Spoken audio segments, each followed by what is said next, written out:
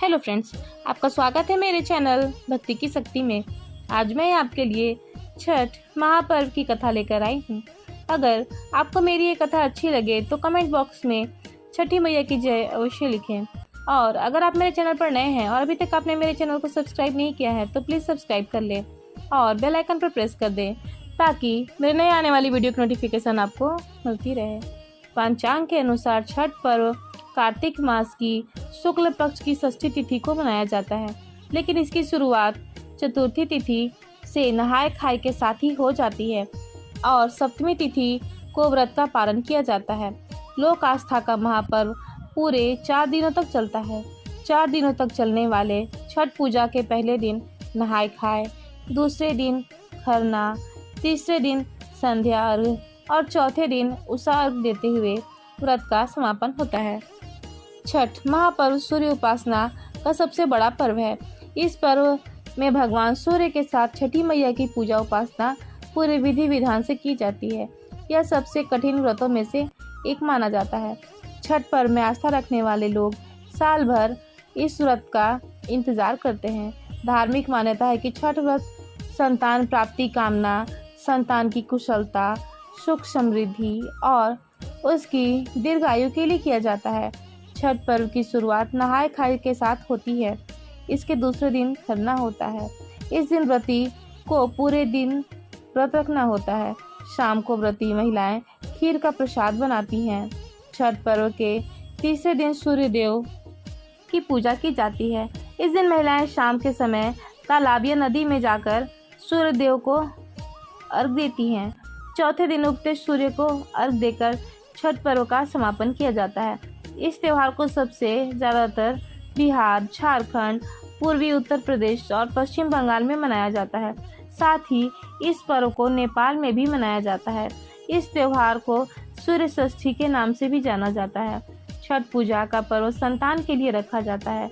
छठ पर्व में 36 घंटे का उपवास रखा जाता है।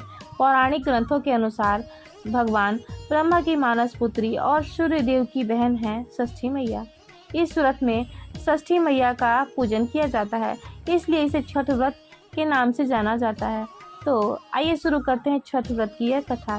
पौराणिक कथा के अनुसार जब ब्रह्मा जी ने सृष्टि की रचना की तो उन्होंने अपने शरीर के 2 हिस्से किए, दाएं भाग पुरुष और बायां भाग प्रकृति का। प्रकृति के छठे भाग से देवी षष्ठी उत्पन्न हुई। इनको देवी देवसेना भी कहा जाता है। जो व्यक्ति षष्ठी देवी की पूजा करता है उसके मन की मुराद अवश्य पूरी होती है। प्रकृति का छठा अंश होने के कारण देवी माँ का एक प्रचलित नाम षष्ठी है, जिसे हम छठी मैया के नाम से भी जानते हैं। एक समय की बात है, एक राजा थे प्रियवंत, जिनकी पत्नी का नाम था मालिनी। विवाह के काफ़ी वर्ष बीतने के बाद भी उनकी कोई संतान नहीं थी। तब उन्होंने कश्यप ऋषि से इसका समाधान पूछा तो उन्होंने पुत्र प्राप्ति के लिए यज्ञ किया और राजा की पत्नी मालिनी को प्रसाद के रूप में खीर खाने को दी। खीर के प्रभाव से रानी गर्भवती हो गई। तब राजा प्रियवंत बड़े खुश हुए। कुछ समय बाद रानी ने एक पुत्र को जन्म दिया, लेकिन वह मृत पैदा हुआ। यह खबर सुनकर राजा बहुत दुखी हुए। वे पुत्र के शव को लेकर शमशान गए और इस दुख के कारण अपना भी प्राण त्यागने का निश्चय कर लिए। जब वे अपने प्राण त्यागने जा रहे थे तब देवी देवसेना प्रकट हुई। उन्होंने राजा प्रियवंत से कहा कि उनका नाम षष्ठी है। हे राजन, तुम मेरी पूजा करो और दूसरों को भी मेरी पूजा करने को कहो। लोगों को इसके लिए प्रेरित करो। देवी देवसेना की आज्ञा के अनुसार राजा प्रियवंत ने कार्तिक माह के शुक्ल पक्ष की षष्ठी तिथि को छठ पूजा की। उन्होंने यह पूजा पुत्र प्राप्ति की कामना से की।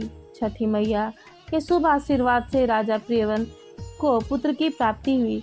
तब से हर साल कार्तिक शुक्ल षष्ठी को छठ पूजा की जाने लगी। जो व्यक्ति जिस मनोकामना के साथ छठ पूजा का व्रत रखता है और उसे विधि विधान से पूरा करता है, छठी मैया के आशीर्वाद से उसकी मनोकामना जरूर पूरी होती है। लोग पुत्र प्राप्ति और संतान की सुखमय जीवन के लिए व्रत रखते हैं। एक अन्य कथा के अनुसार अवध के राजा भगवान श्री राम और उनकी पत्नी माता सीता ने भी छठ का व्रत किया था। लंका पर विजय पाने के बाद राम राज्य की स्थापना के दिन कार्तिक शुक्ल की षष्ठी के दिन माता सीता ने उपवास की और सूर्यदेव की उपासना की। सप्तमी को सूर्यदेव का फिर से अनुष्ठान कर सूर्यदेव से आशीर्वाद प्राप्त की। यही परंपरा अब तक चली आ रही है। पौराणिक कथाओं में बताया गया है कि छठ व्रत करने के प्रताप से ही पांडवों को उनका खोया हुआ राज्य फिर से वापस मिला। जब पांडव अपना सारा राजपाट जुए में हार गए तब द्रौपदी ने छठ व्रत रखा। उनकी मनोकामनाएं पूरी हुई और पांडवों को राजपाट वापस मिल गया। लोक परंपरा के अनुसार सूर्यदेव और छठी मैया का संबंध भाई बहन का है, इसलिए छठ के मौके पर सूर्यदेव की आराधना फलदायी मानी जाती है। जय हो छठी मैया की, जय हो सूर्यदेव की। फिलहाल इस वीडियो में इतना ही। अगर आपको मेरी ये वीडियो अच्छी लगी हो तो मेरे वीडियो को लाइक करें और ज़्यादा से ज़्यादा शेयर करें और मेरे चैनल को सब्सक्राइब करना न भूलें। वीडियो में बने रहने के लिए आपका धन्यवाद।